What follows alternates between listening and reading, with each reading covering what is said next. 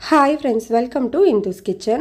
இன்னைக்கு நம்மளோட கிச்சன்ல ரொம்ப சிம்பிளான ரொம்பவே டிஃபரண்டான ஒரு டேஸ்ட்ல முகலாய் சிக்கன் கிரேவி எப்படி செய்யறதுன்னு பார்க்கலாம்.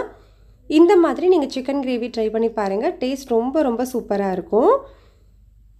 இப்போ இத செய்யிறதுக்காக ஃபர்ஸ்ட் நான் இன்னைக்கு 1/2 கிலோ அளவு சிக்கனை நல்லா க்ளீன் பண்ணி வச்சிருக்கேன். இப்போ இது கூட 1 டீஸ்பூன் அளவு மிளகை கல் உரல்ல இந்த மாதிரி ஒண்ணும் பாதியுமா இடிச்சிட்டு சேர்த்துக்கலாம். இது கூட ஒரு 1/4 டீஸ்பூன் உப்பு சேர்த்து நல்லா மிக்ஸ் பண்ணி விட்டுக்கோங்க.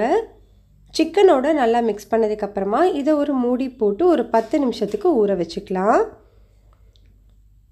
இப்போ ஒரு மிக்ஸி ஜார்ல 2 பெரிய வெங்காயத்தை ரஃப்பா கட் பண்ணிட்டு சேர்த்துக்கோங்க.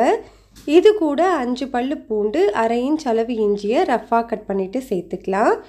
இப்போ இத ரொம்ப நைஸா அரைச்சிராம லைட்டா கொரகொரப்பா இருக்கிற மாதிரி அரைச்சு எடுத்துக்கோங்க.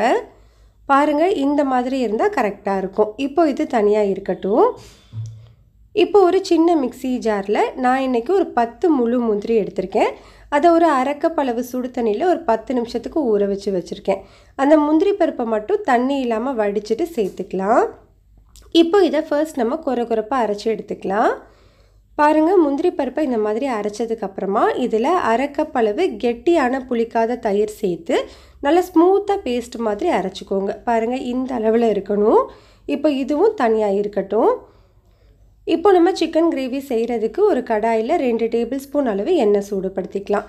எண்ணெய் சூடானதுக்கு அப்புறமா ஒரு பிரியாணி இலை, ஒரு பட்டை, 2 கிராம்பு, ஒரு ஏலக்காய், 1/2 டீஸ்பூன் சோம்பு சேர்த்து தாளிச்சுக்கலாம். சோம்பு நல்லா பொரிஞ்சதுக்கு அப்புறமா நம்ம ஏற்கனவே ரெடி பண்ணி வச்சிருக்கிற வெங்காயம் இஞ்சி பூண்டு பேஸ்ட் இருக்கு இல்லையா அதை சேர்த்துட்டு இதோட பச்சை வாசனை போகிற வரைக்கும் நல்லா வதக்கி விட்டுக்கோங்க. பச்சை வாசனை எல்லாமே போனதுக்கு அப்புறமா நம்ம ஏற்கனவே மிக்ஸ் பண்ணி வச்சிருக்கிற அந்த சிக்கனை சேர்த்துக்கலாம்.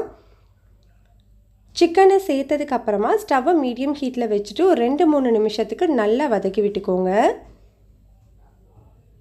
சிக்கனை நல்லா வதக்கினதுக்கு அப்புறமா இதை ஒரு மூடி போட்டு ஒரு 2 நிமிஷம் மட்டும் வேக வச்சுக்கலாம். 2 நிமிஷத்துக்கு அப்புறமா ஓப்பன் பண்ணிவிட்டு நம்ம மசாலா தூள் சேர்த்துக்கலாம்.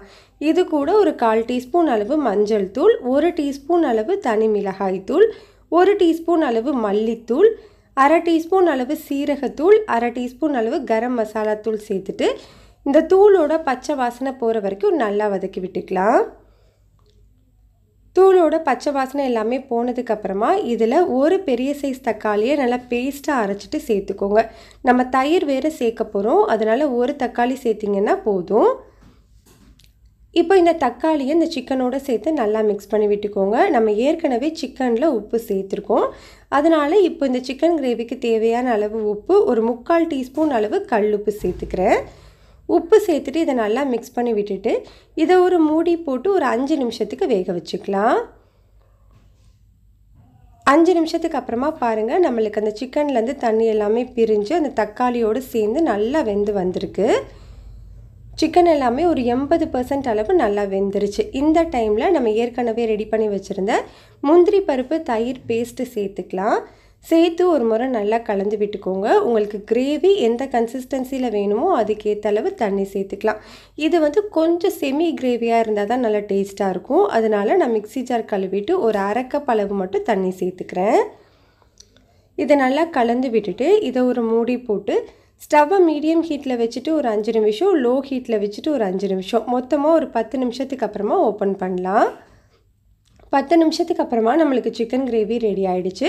நம்ம இறக்குறதுக்கு முன்னாடி ஒரு பச்சை மிளகாயை இடையில கீறிட்டு சேர்த்துக்கலாம்.